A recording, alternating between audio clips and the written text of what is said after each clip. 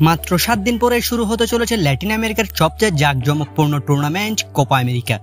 যুক্তরাষ্ট্রের মাটিতে 16 দলের অংশগ্রহণে এবার শুরু হতে যাচ্ছে কোপা আমেরিকার 48তম আসর। এই আসরকে সামনে রেখে নিজেদের ঝালিয়ে নিতে একের পর এক প্রস্তুতি ম্যাচ খেলছে দলগুলো।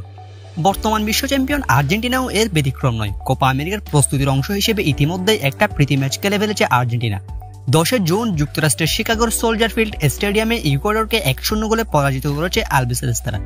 এদিন ম্যাচের হয়ে দলের হয়ে একমাত্র গোলটি করেন আর্জেন্টাইন বেনফিকার উইঙ্গার আনহেল ডিমারিয়ার গোলে এদিন ম্যাচের পার্থক্য ঘুরে যায়। এবার 15 জুন ভোরে নিজেদের দ্বিতীয় ম্যাচে মাঠে নামছে আলবিসেলেস্তারা।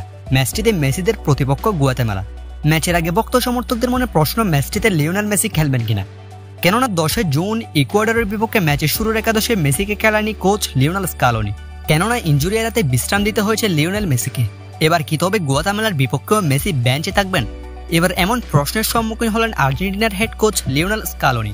ম্যাচ পূর্ববর্তী সংবাদ সম্মেলনে লিওনেল স্কালোনিকে জিজ্ঞাসা করা হয় গুয়াতেমালার বিপক্ষে মেসি শুরুর একাদশে থাকবেন কিনা। উত্তরে লিওনেল স্কালোনি বলেন, ম্যাচটিতে মেসি খেলবেন, তবে আমি যথাসাধ্য চেষ্টা করব তাকে ইনজুরি মুক্ত রাখার।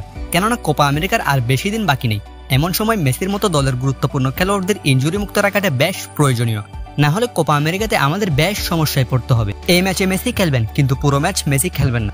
দর্শক, ইন্টার মিয়ামির হয়ে টানা ম্যাচ খেলার কারণে অনেকটা ক্লান্ত লিওনেল মেসি। সেজন্য ইকুয়েডরের বিপক্ষে ম্যাচে বিশ্রাম দেওয়া হয়েছে আর্জেন্টাইন সুপারস্টারকে। 15 জুন ভোরে যুক্তরাষ্ট্রের মাটিতে নিজেদের দ্বিতীয় আন্তর্জাতিক প্রীতি ম্যাচে গুয়াতেমালার মুখোমুখি হচ্ছে বর্তমান বিশ্ব চ্যাম্পিয়ন আর্জেন্টিনা।